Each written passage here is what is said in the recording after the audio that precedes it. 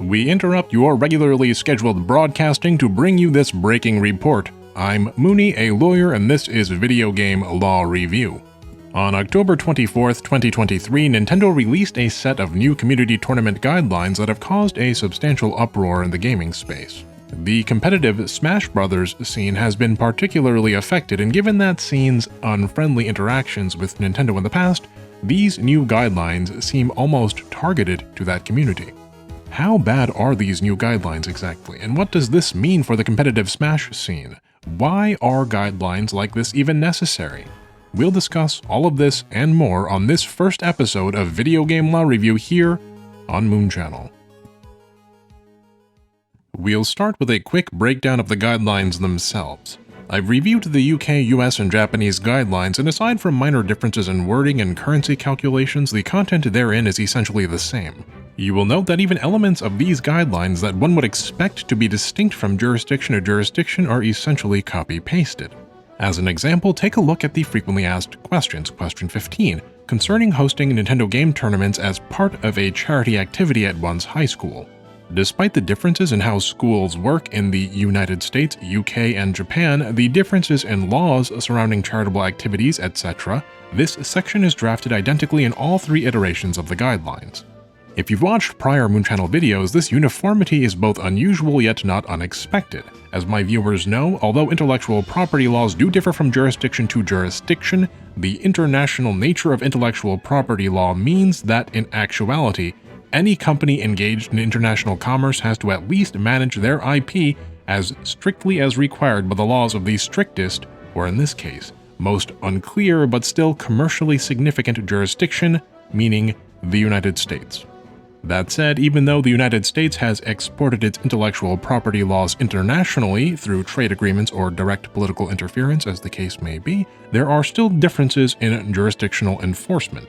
Nintendo itself, for example, takes a more hands-off approach with its Japanese fanbase when it comes to the production of fan games, as Japanese law skews heavily towards the rights of the IP holder, which, ironically perhaps, results in less uncertainty and less risk, meaning one doesn't have to fear as much that a fan game could cause any kind of damage to one's intellectual property, which thereby means you can allow fans to make fan games within reason.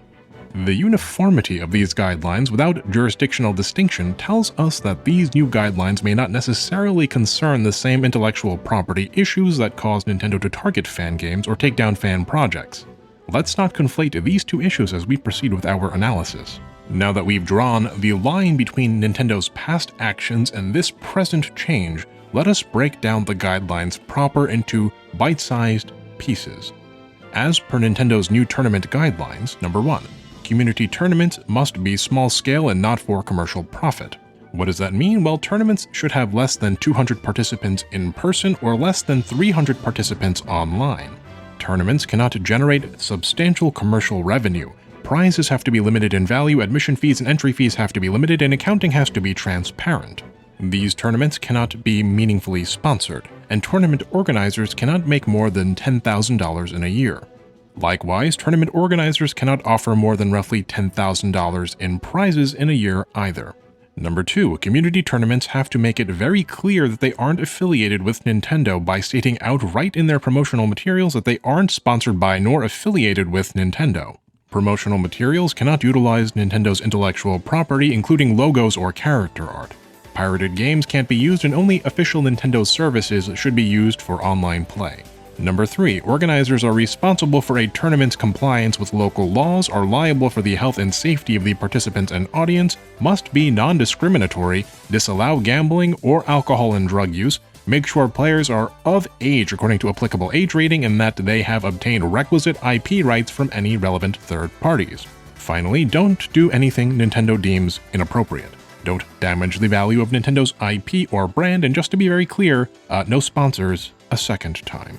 Nintendo then clarifies these points further in the frequently asked questions, making it clear that only an individual and not an organization can run a community tournament, and that said community tournaments should not be for profit. If one wants to run a large tournament or a for-profit tournament, which is to say not a community tournament, such a tournament is permissible only for organizations that have received a license from Nintendo. Interestingly enough, the example of an organization that Nintendo uses is a club, which is decidedly not a legal entity such as, say, an LLC. A license application apparently is also forthcoming. There are some other minor points. I was told that question 16 on the frequently asked questions is particularly controversial as it appears to ban third-party controllers and accessories. The impermissibility of these third-party controllers and accessories, however, has always been the case as per Nintendo's end-user license agreement, and generally, these provisions are included to shore up IP cohesion but not necessarily enforced. The guidelines, keep in mind, are enforced at Nintendo's discretion. This isn't Nintendo law, this is Nintendo policy. Sony and Microsoft each have similar usage agreement provisions. And then there are some other frequently asked questions concerning high schools and things and organizations of participants by blocks that I don't think we really need to get into. If you have any questions about those things though, please let me know in the comments. My immediate impression is that these guidelines are hardly the end of the world. They are admittedly stricter than other community tournament guidelines I've reviewed, but not by an unconscionable amount. Keep in mind what the scope of these guidelines are. The scope is limited to community tournaments, aka not super major tournaments and not individual games with your friends. I suspect that by this time next year, everyone who would be materially affected by these guidelines will have figured out how to play within the rules of the guidelines, and nobody, with some caveats that we'll discuss, will have been substantively impacted. Not only that, but if this project succeeds and everyone does manage to play by the rules, we could see an end to Nintendo's long adversarial relationship with the Smash competitive scene. We could all be misinterpreting an olive branch for a crackdown. In my personal opinion, though, I think these guidelines are a bit of both. Let me tell you why I feel this way. The Smash Brothers community can be a little insular. Smash Brothers is like a walled garden, an enclave, if you will, inside of the greater community of fighting games. It's like the Luxembourg of video games. And so perhaps it is not altogether surprising that the discourse I'm seeing from the Smash Brothers community doesn't bring up similar tournament guidelines that we've seen emerge in the wider fighting games community or even the world of esports at large. A fighting game guru like, say, Maximilian Dude will tell you that tournament guidelines aren't unique to Nintendo, and that even stricter tournament guidelines are quickly becoming the norm. Consider the Street Fighter V community license agreement for the Americas, updated last in May of 2022, which serves as Capcom's community tournament guidelines. These tournament guidelines share a lot in common with Nintendo's new guidelines. There is a prize pool limit of $10,000 per event, there is a clause limiting entrance fees to only covering the cost of hosting and managing the event, and though sponsors are allowed, sponsorship contributions are strictly limited to $6,000 per event and $30,000 a year. A wide swath of sponsors are banned outright. These guidelines also very specifically serve to distance Capcom's intellectual property from these community tournaments, forbidding them from utilizing Capcom logos or trademarks in certain capacities. A separate license exists if you want to host a larger tournament. Now make no mistake, Capcom's guidelines are more lenient than Nintendo's. Capcom doesn't have a participant limit, Capcom allows some limited sponsorship income as opposed to none, and Capcom doesn't limit the running of community tournaments to individuals. You can also use title names, logos, and box art to promote your Capcom event, which Nintendo strictly disallows. But the intended effect is the same. Neither Nintendo nor Capcom want you to make a living utilizing their intellectual property to run tournaments without their more direct oversight. If you remember my video on the Minecraft EULA, you might also recall that the Minecraft usage agreement has a large section on the hosting of community events. These community event guidelines and associated community event licenses are not exclusive to fighting games. Games of all kinds, with or without competitive scenes, from Rocket League to Apex Legends to FIFA to Minecraft to Halo, have tournament or event guidelines with varying degrees of strictness. So what's the deal then? If Rocket League or Apex or Street Fighter can allow community tournaments run by organizations or allow limited sponsored income, why can't Nintendo do the same for Smash Bros. Or Splatoon? Well, this gets back to a little of what I discussed in my previous Nintendo videos. Unauthorized tournaments without proper licensing can substantially impact both one's intellectual property rights, but also more nebulously, one's brand cohesiveness. Let me explain. Let's say the year is 2018 and you're organizing a tournament for your favorite new game, Super Smash Bros. Ultimate. There are no guidelines on who can or cannot host a tournament, and so you host this tournament, you put Nintendo's logo and characters all over the advertising, you advertise a massive prize pool. You collect participant and entrance fees, and then just as the tournament is getting underway, you rug pull, you take the money, and you run. Now, Nintendo's name and brand is plastered all over the news associated with your fraudulent behavior, and naturally Nintendo wants to avoid that. Okay, Mooney, fine, but that's crime. You could still break all the rules and be a so-called criminal now, and the effect would be the same, right? Well, let's take a step back. What if now you go through with the tournament, and one of the announcers you hired says a slur?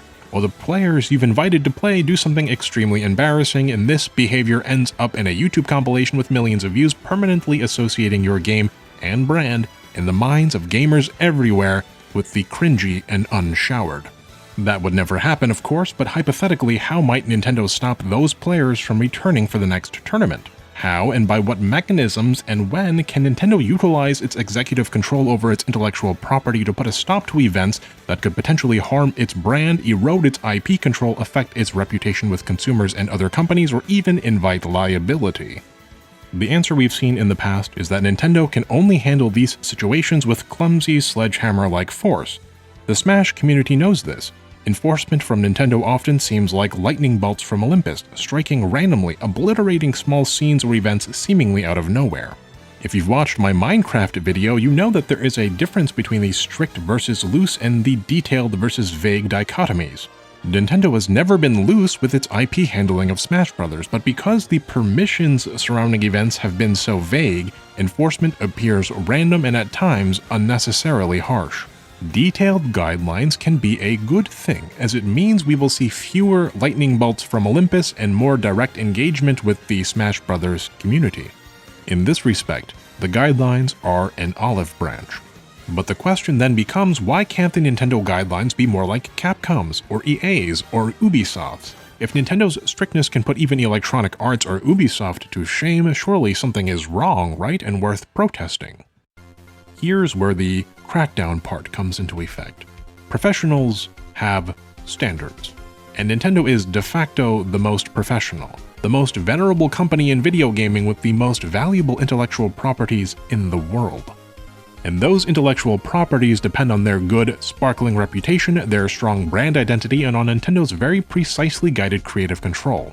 Unfortunately, there also happens to be one video game series where virtually every Nintendo brand is represented, that being Smash Bros. Those intellectual properties are also so valuable that they are always under threat. You might keep your family heirloom diamond necklace in a safe or jewelry box, and that might be enough to protect that necklace from being stolen. But if the Hope Diamond was stored in someone's jewelry box, it would be a very, very tempting target for thieves of all kinds. It is this way too with intellectual property, and as my prior videos have shown, you can in fact lose intellectual property rights in all kinds of ways if you don't guard your IP carefully. For Rocket League or Street Fighter V, the protections in their tournament guidelines might correspond to the values of those properties. It is worth it to strip back the protections in order to preserve some goodwill with the fan base. But Nintendo's property is just too valuable not to protect with the utmost care by their calculus. Why can't Nintendo just trust its fans to engage with their IP and not do damaging stuff? In part, it's because the bar of requisite trust is extremely high, and the Smash Bros. Community with its controversies hasn't really come close to clearing that bar.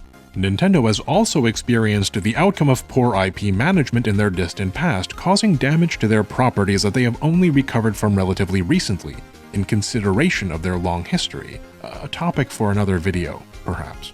I had this brought to my attention just as I was finishing the video. Why can't Nintendo just treat its games the way the bicycle playing card company treats home poker games, as per Representative Zoe Zephyr's X-tweet thing? Well, when the law treats video games and the IP surrounding video games in the same way that the law treats playing cards, we will also see companies treat video games like playing cards. The status quo doesn't serve anyone properly right now, neither most companies nor consumers.